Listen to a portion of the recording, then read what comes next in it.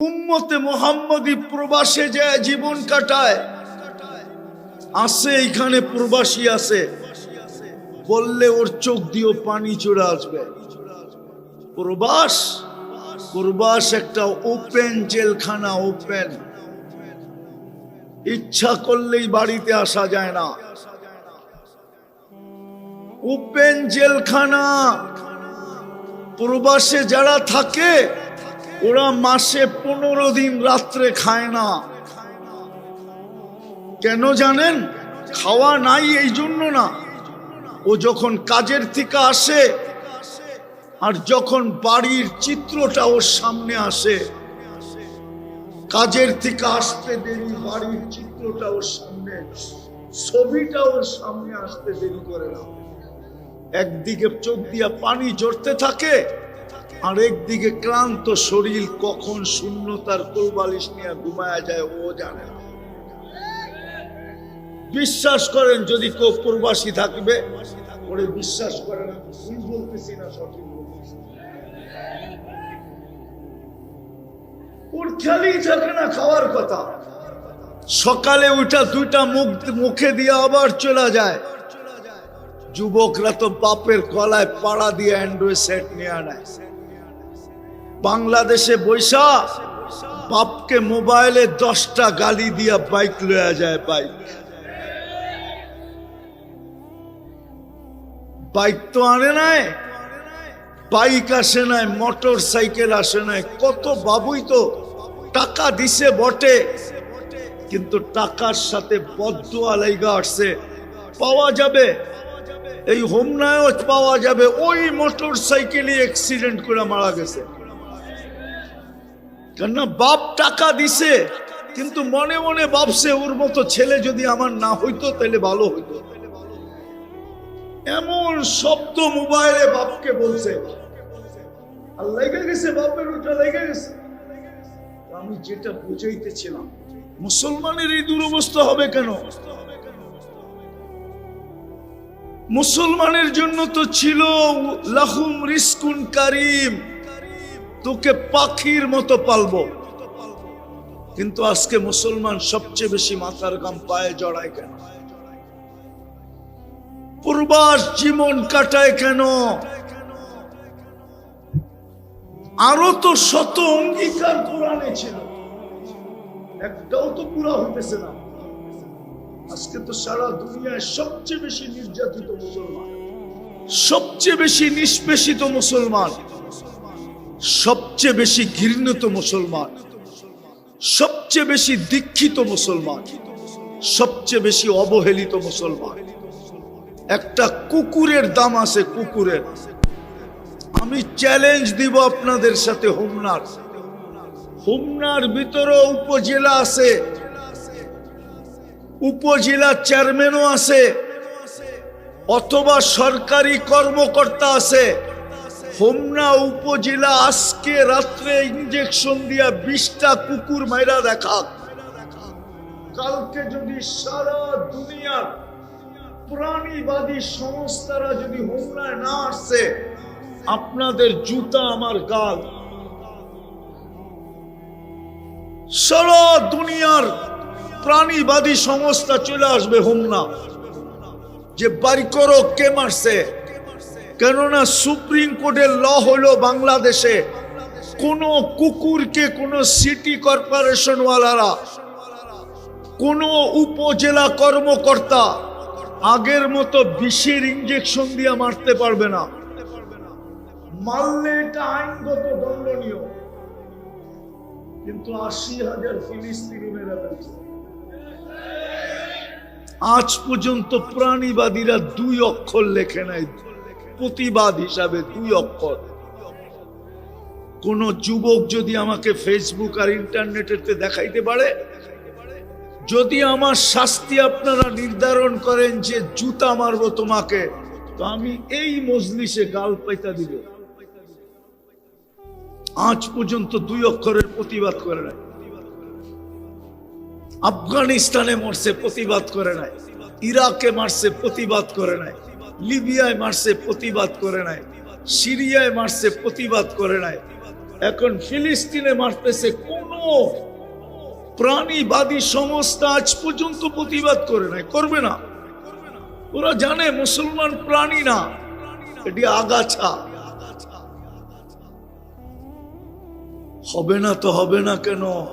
কোরআনই তো বলে লা ইন শাকারতুম লা আযীদান্নাকুম। আরে মুহাম্মদুর রাসূলুল্লাহর চেয়ে বড় নিয়ামত কি, যে পক্ষে গেলে আল্লাহ গ্যারান্টি দিতেছেন। আল্লাহ গ্যারান্টি দিতেছেন, ওয়ালাউ আন্নাহুম ইয যালামু আনফুসাহুম। বন্ধু বইলা দেন আপনার উম্মতকে, গুনাহ করতে করতে করতে করতে কোন পর্বে যদি লজ্জিত হইল, সুম্মা জাউকা, আর আপনার এইখানে আসলো, আস্তাগফিরুল্লাহ, আমার কাছে মাপ চাইলো, আমি ওর গুনার দিকে দেখবো না, ওর দিকেও দেখবো না, আমি দেখবো আপনার দিকে। আস্তাগফারা লাহুর রাসূল লাওয়াজাদুল্লাহ তাওয়াবার রহিমা। বন্ধু আপনি পক্ষে হইতে দেরি, আমি মাফ করতে দেরি করব না। আপনি ভালো মতে বুঝেন, এর চেয়ে বড় রহমত কি? মুহাম্মদুর রাসূলুল্লাহর চেয়ে বড় রহমত কি? মানেন বড় রহমত আর কিছু? আরে বলেন না, এর চেয়ে বড় কোন রহমত আছে? মুহাম্মদুর রাসূলুল্লাহর চেয়ে বড় নিয়ামত আছে? কাদেরকে দিছিল? আরে বলেন না, কাদেরকে দিছিল? কাদেরকে দিছিল? আমাদেরকে দিছিল, আমাদেরকে। কিন্তু যুবক তো ওনার রঙে রঙিন না, পুরুষ তো ওনার রঙে রঙিন না। এই জন্যই তো মুসলমান আজকে এই দুরবস্থা। খুলনার মানুষ, আমি শেষ জায়গায় চলে আসছি, একটা কথা মাইনা নেন। আমি যুবকদেরকে বলতেছি, মাইনা নাও, যৌবনের জোশে হারায় যায় না। তুমি জানো না তোমাকে পাও হেলাইতে দিবে না আল্লাহ। কিয়ামতের মাঠের প্রথম প্রশ্ন হবে আন শাবাবিকা। প্রথম প্রশ্ন, লা ইয়াজাল কদমা আবদিন হাত্তা ইয়াসআলা আন আরবাঈন। প্রথম প্রশ্ন হবে আন শাবাবিকা, যৌবন কোন কাজে লাগাইছো বলো? যৌবনটা কোন কাজে লাগাইছো, এটা আগে প্রশ্নের জবাব দাও। কসম খোদার যুবক, প্রথম প্রশ্ন হবে যৌবন কোথায় লাগাইছো? জোয়ারে বাইসা যেও না, আমি তোমার পায়ে ধরতেছি, বড় পস্তাবে ওই দিন, কোনো কাজে দিবে না। আমি শেষ জায়গায় চলে আসছি, আমার কথা বোঝো। মুহাম্মদুর রাসূলুল্লাহর চেয়ে বড় রহমত নাই, মুহাম্মদুর রাসূলুল্লাহর চেয়ে বড় নিয়ামত নাই। যদি থাকতো তাহলে আল্লাহ এই ঘোষণা দিতেন না, ওমা আরসালনাকা ইল্লা রাহমাতাল লিল আলামিন। সমগ্র জগৎকে ওনার রহমত দ্বারা ধন্য করতেন না। উলামা সূরা নাজম পড়া দেখো, ওয়ান নাজমি ইযা হাওয়া ওমা যাল্লা সাহিবুকুম ওমা গাওয়া ওমা ইয়ানতিকু আনিল হাওয়া। ওই সূরা নাজম পড়া দেখো, মেরাজের কাহিনীর ছোঁয়া ওইখানে আছে। যেদিন মেরাজে গেছেন, মেরাজে হায় হায়, উলামা তো মানবে না। সমস্ত আকাশের ফেরেশতাদের কাজ ছিল ওই দিন আল্লাহর বন্ধুর জিয়ারত করা, শুধু জিয়ারত। যদি সবচেয়ে বড় রহমত না হইতো, তাইলে ডেলি মদিনায় মুনাওয়ারায় 70,000 ফেরেশতা নামতো না, যারা প্রতিদিন আল্লাহর রসুলকে সালাম দেয় আর চলে যায়। জীবনে দ্বিতীয়বার আসার সময় হবে না। যদি সবচেয়ে বড় রহমত না হইতো, তাহলে আমি আরেকটা বুঝাইতেছি। আরেকটা আজকে কিবার গেছে? এইখানে জুমা হয়েছে না হয় নাই? জুমার খুতবা ইমাম সাহেব পড়ছে, ইন্নাল্লাহা ওয়া মালাইকাতাহু ইউসাল্লুনা আলান নবী ইয়া আইয়ুহাল্লাযীনা আমানু সাল্লু আলাইহি ওয়া সাল্লিমু তাসলিমা। ইমাম সাহেবরা পড়ে না পড়ে না? শোনেন আপনারা না শোনেন না? এটা কিন্তু কোরআনের আয়াত। এইখানে যদি আল্লাহকে প্রশ্ন করি, আল্লাহ আমাদেরকে তো দুরূদ পড়তে বললেন, কয়েকদিন পরে তো আমরা মরে যাব, তাইলে আপনার বন্ধুর দুরূদও তো শেষ হয়ে যাবে, তারপর পড়বে কে? আল্লাহ বলে ছাগল, তবু আগেই তো ফেরেশতার কথা বললাম, মালাইকাতাহু, ফেরেশতা পড়বে। আমি যদি আল্লাহকে আবার প্রশ্ন করি, আল্লাহ একদিন তো ফেরেশতা মরে যাবে, কিতাবে তো পাই মালাকুল মউত মরবে, জিবরিলও মরবে, মিকাইলও মরবে, ইসরাফিলও মরবে। আমি তো দেখতেছি আরশের নিচে বিরাট বড় সাইনবোর্ড লাগানো, ইন্নী কাতাবতুল মউত আলা মান তাহতা আরশি, আমার আরশের নিচে যে আছে সবাইকে মরতে হবে। হাই লা ইয়ামুত ফাহুয়া ফাওকা আরশি, যে মরবে না সে আমার আরশের উপরে বিরাজমান। অর্থাৎ আল্লাহ উনি চিরঞ্জীব। তো আল্লাহ একদিন তো ফেরেশতা মরে যাবে, আপনার বন্ধুর উপরে দূরত্ব বন্ধ হয়ে যাবে। তা আল্লাহ বলে ছাগল, প্রথমেই তো আমার নাম ইন্নাল্লাহ, আমি আল্লাহ পড়তেছিলাম, পড়তে থাকবো, চিরদিন পড়ব, কেননা আমি তো চিরঞ্জীব। যেই বন্ধুর দুরূদ আল্লাহ কোন দিন এক সেকেন্ডের জন্য বন্ধ হতে দিবে না, ওনার চেয়ে বড় রহমত কি? ওনার চেয়ে বড় রহমত কি? ওনার চেয়ে বড় নেয়ামত কি?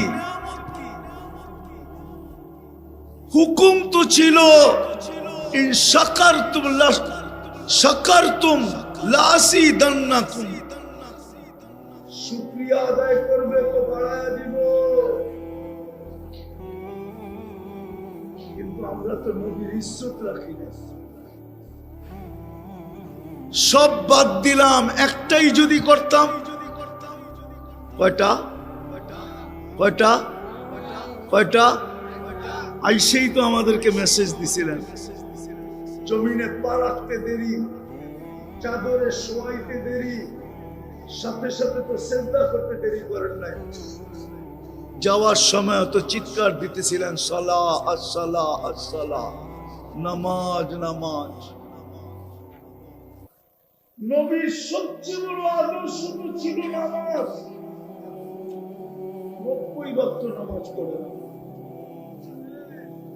90 ভাগ মুসলমান নামাজ পড়ে না। যুবকও পড়ে না, যুবতীও পড়ে না, নারীও পড়ে না, পুরুষও পড়ে না। তাইলে আপনি ঘৃণিত হবেন না তো কে হবে? আপনি লাঞ্ছিত হবেন না তো কে হবে? আপনি দীক্ষিত হবেন না তো কে হবে? আপনি নিষ্পেষিত হবেন না তো কে হবে? আপনি জুলুমের শিকার হবেন না তো কে হবে? আপনি কুকুরের চেয়ে নিকৃষ্ট হবেন না তো হবে কে? আল্লাহ তো উম্মত বানাইলো, নির্বাচিত করলেন, নিজের কুদরতি হাতে বাছাই করে তো আমাদেরকে উম্মতে মুহাম্মদী বানাইলেন। মাওলানা চলে আসছে, লম্বা করতে চাইতেছি না, লম্বা করতে চাইতেছি না, নাইলে আপনাদেরকে একটু বুঝাইতাম যে আমাদের ভাগ্যটা কত বড়। দানিয়াল আলাইহিস সালাম নবী 2500 বছর অপেক্ষা করছেন শুধু এই উম্মতের হাতের ছোঁয়ায় কাফন আর দাফন পাওয়ার জন্য। আপনি বদায় না, হ্যাঁ উঠায় দেখেন, মুসা আলাইহিস সালাম তারাদাত তাওরাত, তাওরাত কিতাব সরায়া দিয়া বলছে আমাকে উম্মত বানায় দাও। কিতাবের যেই পুস্তায় উঠাই শুধু উম্মতে মুহাম্মদীর প্রশংসা। কুরআন তো বলে মাসালুহুম ফিত তাওরাত, যেটাই উল্টাই উম্মতে মুহাম্মাদি, আমার উম্মতি বানায় দেন না। ঈসা আলাইহিস সালাম কানতে কানতে কবুল করাইছেন, এই উম্মত হয়ে আসবেন। নবী যদি নিজেকে উম্মত বানানোর জন্য চোখের পানি ঝরাইতে পারে, দাফন কাফন মঞ্জুর করাইতে পারে, আপনাকে আমাকে তো খুশি হতে পারছে। সব বাদে দিলাম, একটাই যদি করতাম। বন্ধুর দিলের ব্যথা দেখা, দিলের ব্যথা আমি এখন খুলতে চাইতেছি না। মুহাম্মদুর রাসূলুল্লাহর দিলের ব্যথা দেখা আল্লাহ কানে কানে বলে দিছিলেন, বন্ধু নিয়া যান 5 ওয়াক্ত, সওয়াব দিব 50 ওয়াক্ত। আমি ডাইকা ডাইকা পড়াই 5 ওয়াক্ত কে ডাকে? কে ডাকে? আরে বলেন না, কে ডাকে? অন্যায় কি মসজিদ কম? একটা যুক্তি দিলে বুঝবেন। দিব দিব। আচ্ছা, হোমনার বড় লোকরা কোথায় থাকে? হোমনা, আরে হোমনার বড় লোকরা কি হোমনায় থাকে? হ্যাঁ, বুঝলাম বাড়ি আসে, মাঝে মাঝে আসে, ঠিক না? জুমায় জুমায় আসে, ঠিক না? ঈদে ঈদে আসে, ঠিক না? কোনো প্রয়োজন হইলে আসে, ঠিক না? থাকে কই? আরো পয়সা হইলে? আচ্ছা, আল্লাহ কি গরিব? মনে হয় গরিব, ঠিক না? আরে গরিব না। এটা কার ঘর? আল্লাহ ঘরটা কেন হোমনা দিল? প্রত্যেক এলাকা এলাকায় কেন দিল? আমারে যুক্তি দিয়া বুঝান। আপনারা যুক্তি দিয়া বুঝাই দিলে ওই বার আমার আশা লাগবে না। এখানে হোমনার বড় লোক তো হোমনায় থাকে না, টাকা হইলেই উন্নত এলাকায় চলে যায়, আরো টাকা হইলে চলে যায় বেগমপাড়া, ইংল্যান্ড চলে যায়, আমেরিকা চলে যায়, কানাডা চলে যায়, অস্ট্রেলিয়া চলে যায়, উন্নত উন্নত দেশে চলে যায়। আর যদি এত পয়সা না হয়, কমসে কম মালয়েশিয়ায় যায় সেকেন্ড হোম বানায় নেয়, ঠিক না? আল্লাহ কি গরিব?